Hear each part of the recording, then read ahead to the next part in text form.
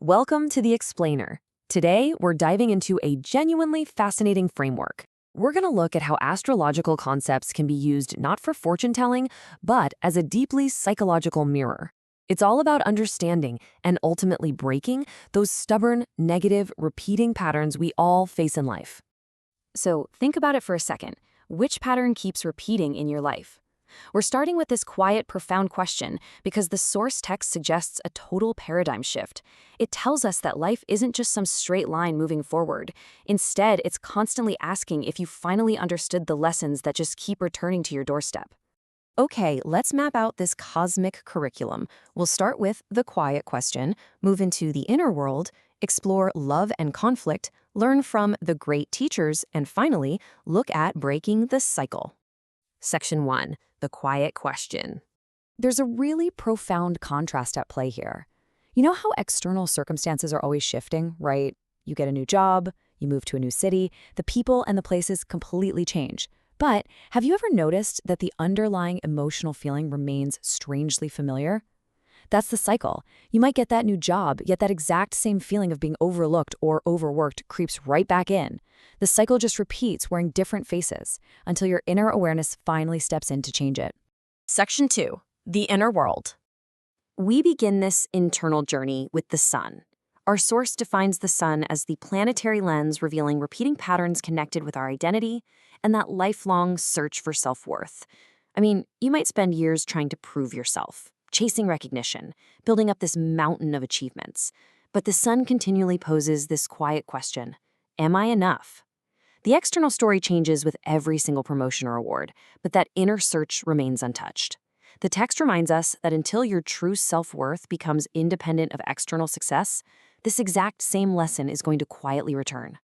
And this brings us brilliantly to the moon's cycle, which carries our emotional memory in 3 very distinct steps. Step 1 is the trigger.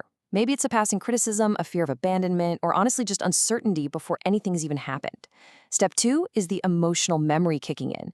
It remembers emotional experiences long after your logical mind has forgotten them, which leads directly to step 3, the familiar reaction.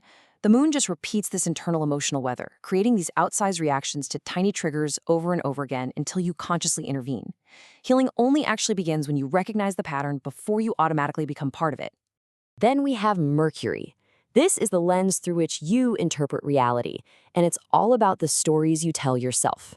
Mercury reminds us that every repeated thought eventually becomes a repeated life experience. If you're someone who always expects disappointment or you endlessly overanalyze every single conversation until all certainty just vanishes, well, that eventually becomes your reality. But when you change this internal lens, those familiar negative patterns often begin to dissolve, sometimes even before your external circumstances change at all. Section 3. Love and conflict. So, how does all this play out with other people? That brings us to Venus. Ask yourself, are you constantly seeking approval? Are you avoiding vulnerability, maybe giving way too much or expecting understanding without actually communicating your needs? Venus reflects these recurring themes in love, values, and self-worth. You might think every new relationship is completely different just because the faces change, but the emotional dynamic remains remarkably familiar. Venus gently asks, are you choosing your partners consciously, or are you just following the emotional familiarity of these recurring dynamics? Mars, on the other hand, repeats a totally different lesson. It reveals exactly how you react under pressure. When conflict arises, what do? Do you withdraw? Do you become defensive? Do you fight every single battle, even when silence would actually bring you greater peace? Every conflict is an opportunity to observe yourself. Mars is asking you to notice if these actions actually serve your present life, or if they're just learned habits designed to protect you from the past.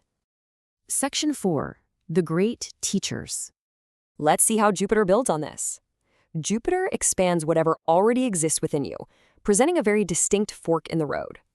On one side, if you cultivate a growth of wisdom, your opportunities often grow right alongside it. But on the other side, if it's just a growth of overconfidence, repeated disappointments are absolutely sure to follow. You see, Jupiter's lessons aren't just about blind luck. They ask whether each cycle leaves you with a greater understanding. True growth is measured by the quality of judgment you've developed through your experiences. If you don't develop it, the exact same opportunities return until you approach them differently. Now, consider this powerful perspective. Saturn is perhaps the greatest teacher of repetition. It is so easy to view Saturn as just a creator of obstacles and headaches, but the text suggests something much, much deeper. Saturn patiently brings similar responsibilities, delays, and challenges to strengthen where your character is incomplete. The lesson repeats because your foundation just isn't solid yet. But the really beautiful part? Once genuine responsibility is accepted, that heavy burden surprisingly lightens up. Finally, we have Rahu and Ketu. Rahu draws you toward the unfamiliar. We're talking unexpected desires, unexpected people, situations completely out of your control. Ketu does the exact opposite. It removes certainty, asking you to release small, outdated identities. Together, they create cycles that might feel totally random and illogical in the moment, but looking back across many years, they gradually reveal deeply hidden themes and lessons that were actually highly purposeful.